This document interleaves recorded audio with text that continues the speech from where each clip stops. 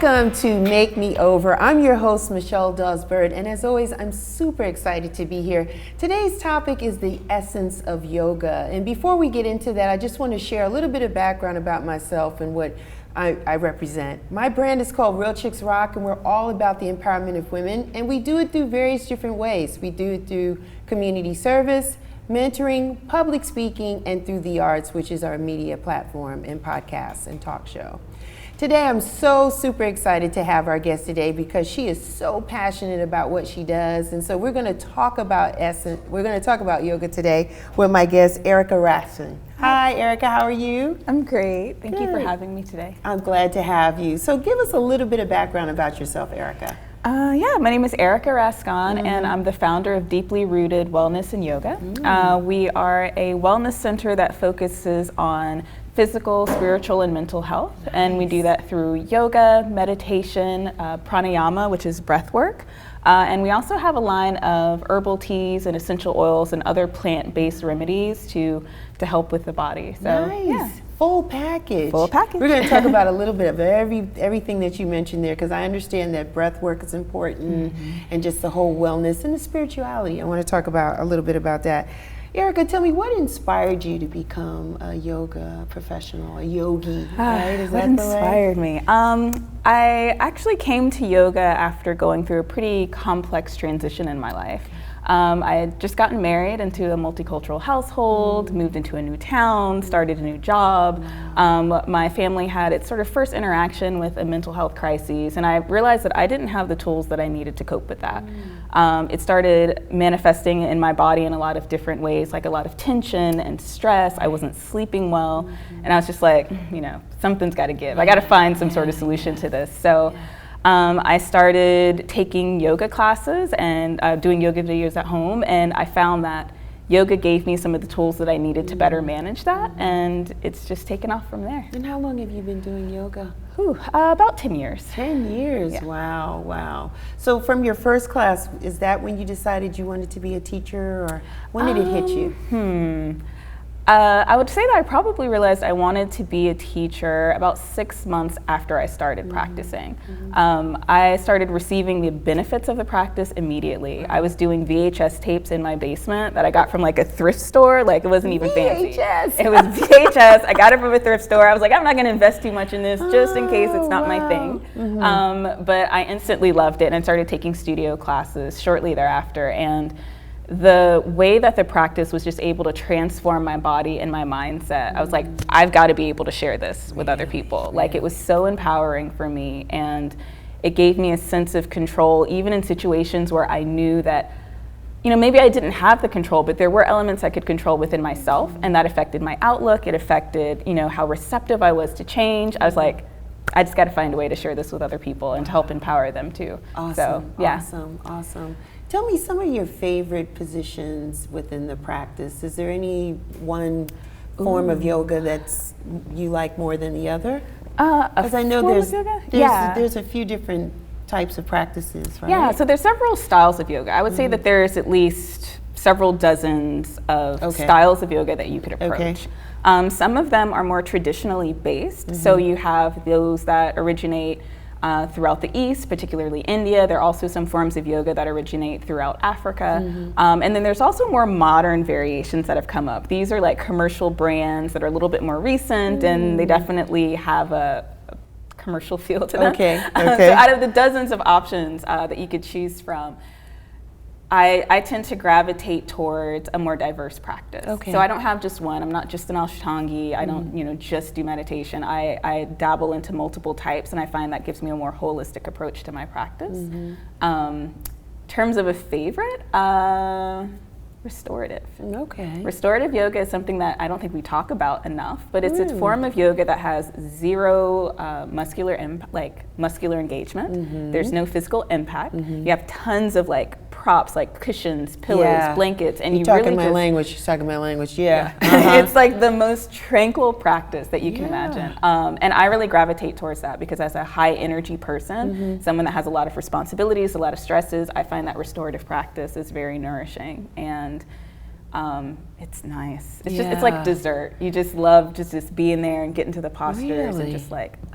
I think I like that. I like yin, whereas you're holding the stretches for long periods of time, because I am very stressed, like it's in the shoulders and stuff, because our professions today, we sit and we do this all day, and then we're in the car. We used to be, right now we're not driving as much, but you're in the car, and so you stiffen up because you're doing defensive driving, and so you find like you're taking in all the things that are happening outside, inside. And so I like the yin because I can hold it and stretch and just try to open up more and take my time with that. And you can get so much deeper in the yin practice too, because you're not just going through one posture and one breath, like in a vinyasa flow. You can get in, settle in, let gravity do the work. There's so much time for you to start thinking about, like, how is this physical posture affecting the rest of my body? Am I clenching my teeth? Am I resisting something? I love yin too. That's my jam. Yeah, see. Now, are you finding that more African American women are getting involved in yoga, just attending or even becoming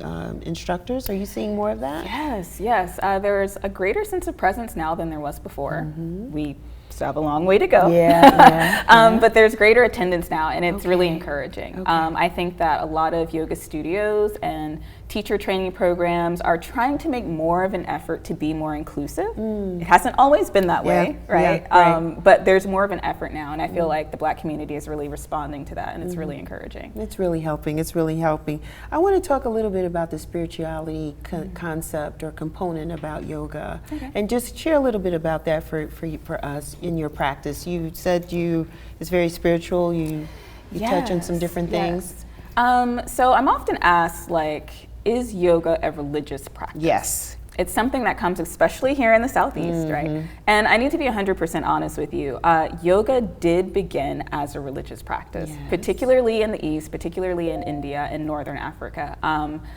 In Sanskrit, which is how a lot of the postures get their names, the Sanskrit words are they're telling a story. They generally refer to a deity and a story about that deity. And so any of the traditional practitioners, they're very aware of that connection between the physical posture, the story that originates in their religious doctrine, and they're reverent to that connection. Here in the West, we've culturally appropriated the practice, and I'll just be really honest about that. It's cultural appropriation at its best. We've taken out the physical practice, and we've tried to, like, scoot the rest of that aside. For better or for worse, take it or leave it. That's just what we've done. So here in the West, yoga isn't necessarily a religious practice, but I would say that it's always a spiritual practice. Anytime that we are making a conscious effort to take care of ourselves, to take care of our mental and our physical health, to turn our awareness inward, that is a spiritual practice. So not necessarily religious, but I would say always spiritual. Spiritual, which is important, because you got to tap into yourself and that type of thing, so it's important to be able to do that.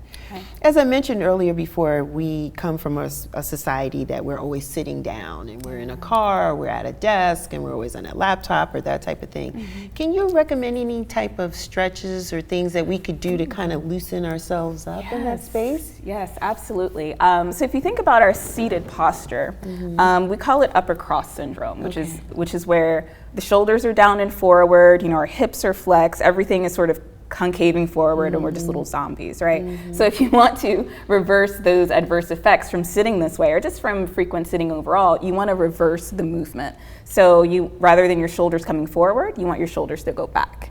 Rather than your knees and your hips coming forward, you want them to go behind you, which is kind of hard to demonstrate while being seated. But anything that allows your knees to go behind your hip joint.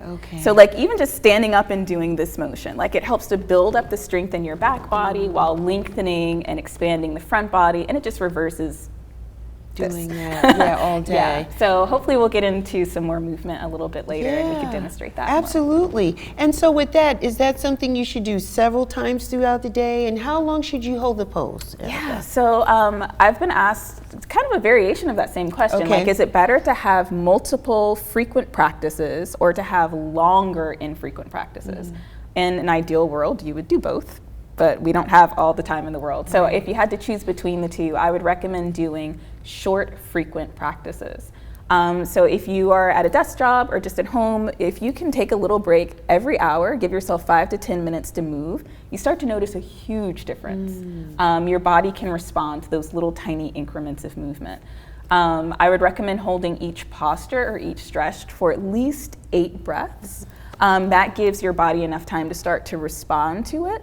And you can start to receive the benefits from that. You can do longer than 8 breaths, obviously, but I would recommend giving yourself at least 8 breaths. And the breath would include inhaling and exhaling. That's considered one breath? Yeah, so the inhalation and the exhalation, that's a breath cycle, and you want to give yourself at least 8 breath cycles. Awesome.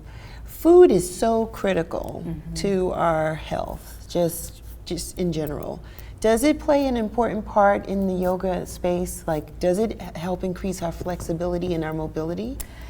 Yes, directly and indirectly. Okay. So nutrition, as you're saying, it influences our mental and our physical health in every aspect.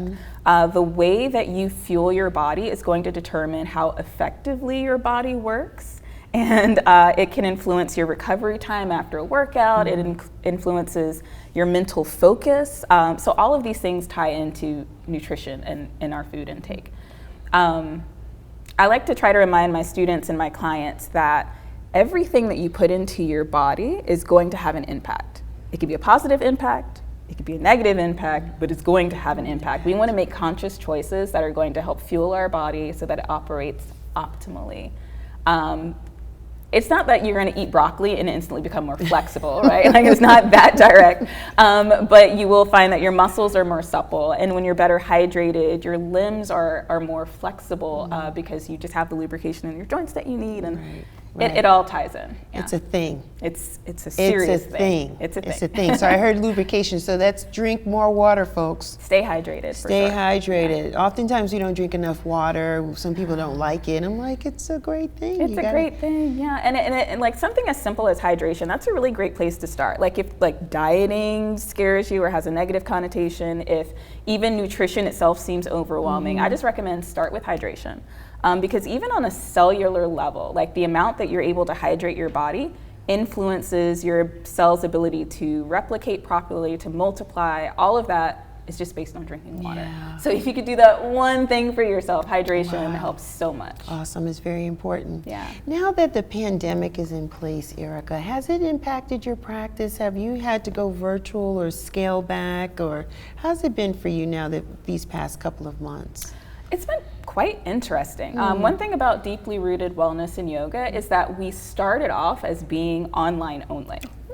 Yeah, so when we kind of got things off the ground a few years ago, one of our our trademarks is that we're able to do online customized classes for our clients. And we focused on private courses and small groups. Nice. So we've always been in the online space, always. Once the pandemic hit, a lot of the brick and mortar studios that customize or specialized in doing group classes, they came online. So the market was now saturated with everybody and their mama being online offering these classes. So it was kind of interesting to deal with that.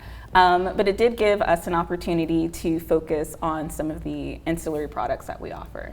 So our wellness teas took off, our essential oils took off. We did a lot around respiratory health, immune system building, all of that flourished. So it's been a change, but I think overall it's been a very positive change. Awesome. Talk to me a little bit about the breathing that your studio offers as part of tell us a little bit about that.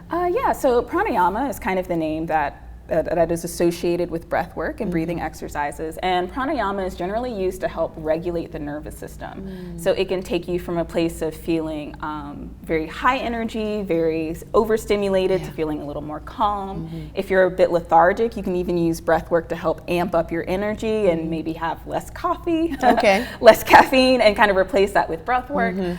So I think it's incredibly important to focus on how you're breathing on a regular basis, and also use your breath to kind of get a desired outcome, whether that's more energy, less energy.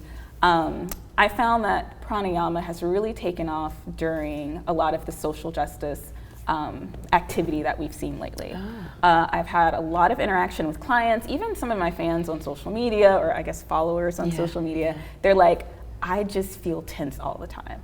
I can't sleep. And they ask for suggestions, and breathwork is one of the first things that I recommend to them. It allows you to pause, to check in, to be a neutral observer of how you're feeling and not associate any positive or negative words with that, just observe, you know? And you can use the breath to bring yourself back into a place of better balance and regroup, reassess, and move forward. So I think breath work is an integral part of the yoga practice, and I can't emphasize enough how it should be integrated more regularly into our classes. Yeah, and it's just a part of life. We just need to know how to breathe. Like taking a breath can save someone's life, realistically. Because you could go off on somebody or say some things that you can't take back. So just being able to, as you say, stop, pause, take that breath, bring it in, release it out, just changes your whole flow. Yeah, you just did it. She just did it. Absolutely. Talk to me about the teas, because teas is important. I like tea. I'm not a coffee drinker, but I like tea. And so I wonder, you know, do you incorporate that in the practice? Is that something we should have after we've had a good practice in the morning? Like, tell us a little bit about that product line. I actually started off with the teas during my pregnancy. I was a big coffee fan, loved coffee, but I found that it was really taxing on my adrenal system. And as a pregnant woman, having tons of coffee and caffeine with a baby, just not a great idea. So I started looking for some alternatives. It just opened the floodgates to so many opportunities because I focus on herbal teas, which means that they're not caffeinated, and they have roots, nuts, berries, herbs, all that good stuff. You get the nutritional value out of all of those plants, and you're able to place them into your body in a super casual way. You just sip throughout the day. So great. I recommend integrating teas into your everyday lifestyle. Every day? Every day. And it's not because I just sell tea and I want people to drink it, but because it helps, it can help with regulating your nervous system. It can help with building your immunity. It can help with improving your vision. It can help with muscle repair. A lot of people are suffering from autoimmune disorders and things like that. And you can help to rebuild your immune system. You do all these great things by just sipping a cup of tea. It's like, why wouldn't we? Why wouldn't we? And since teas are caffeine free, they're not counting against your hydration level. So we talked about how important it is to stay hydrated and drink water. You can do that with an herbal tea. It tastes good. It has all these great benefits, and you're not taking in a diuretic like something with caffeine. It's just part of your hydration process. It's super easy. Can't recommend it enough. Awesome. We talked about how the yoga world and practices are starting to change. You're starting to see more African Americans, either they're teachers or they're in the classrooms. What would you like to see in the future for yoga? I would say that there's probably two major things that I would like to see. The first would be a more inclusive environment within the classroom. So we're approaching a place where there's more racial diversity within the class. I would also like to see gender diversity or a lack of gender identification overall. I want to make a space that's just inclusive in that manner, as well as a space that's more inclusive of people of all ability levels. We're still seeing classes that are mostly conventionally able-bodied people. And as a teacher, I feel like that means we're not doing something right. If someone who isn't a conventional body type or a conventional ability level, if they don't feel safe and welcome coming into my class, something needs to change. It needs to be a space that's inclusive of everyone. So that's more inclusivity is one thing that I would like to see. I would say the second thing that I would like to see is a shift away from that very physical-based practice and introducing more of the meditation and the pranayama. I think here, especially, my business is mostly in Atlanta, Georgia, and I think down here in the Southeast, we shy away from meditation and anything that seems too unfamiliar. But there's so many benefits to those parts of the practice, and we really need to integrate them in with the physical movement as well. Awesome, that's good, that's good. What's going on with you? You got some upcoming programs or some things going on in your world? Tell us about it. So with Deeply Rooted Wellness and Yoga, we are continually expanding the product offerings that we have. We've always focused on wellness teas, wellness essential oils. We're kind of branching out into aromatherapy now because people are like, I just want something that smells good. I don't have any problems. I just want something that smells nice. So we're sort of going in that direction. So that's promising. And we also are going to be active on an app that's called Active. So it's ACTIVV, two V's. And it'll be an opportunity for us to be on demand, on an app format, easy to access for people any time of day. I think this is super important for the Black community because a lot of us have jobs, we have kids, we have all these responsibilities that, you know, we're not at home in the middle of the day just waiting to do a yoga class. So I think that accessibility is going to be great. I'm so excited to get started with that organization and get some classes up on the app. So that's a huge deal. Big deal. Yeah, I'm really excited about that. Big deal. Because most yoga studios don't allow small children. So for all the new moms out there that want to get into yoga, this will be great because they can do it in the privacy of their own home. Oftentimes after we have children, we feel a way about our body anyway. So we don't really want to be out in a public space too much. So having an app where we can do it in the privacy of our own home on our own schedule is phenomenal. So good luck with that. Thank you so all much. the best with that. So how can people find you? Where can they find you? You can find me everywhere. Everywhere. That's what I say. Yeah, so I'm online at deeplyrootedwellness.com. That's our website. You can also find me on social media on Instagram and YouTube as Erica Rascon Yoga. On my YouTube channel, there's tons of classes. I want to say there's about 60 classes that we have up. They range from 15 minutes to an hour and a half, so just based on what you have available for your day, you can hop on those. Those are free. I think that's a really great way to explore a lot of different styles of yoga with me. So yeah, those are easy ways to find me. I'm on Instagram a lot, so be sure to check me out there. Awesome. Thank you so much for your time today, This Erica. has been great. You're phenomenal. Keep up all the great work and much success to you in everything that you do. Thank you so much. All right, that's my time for today. You know me, I'm Real Chicks Rock. I'm everywhere. I'm on all the social media platforms, so be sure to follow and subscribe. Until next time, you guys be well and take care. Rock on.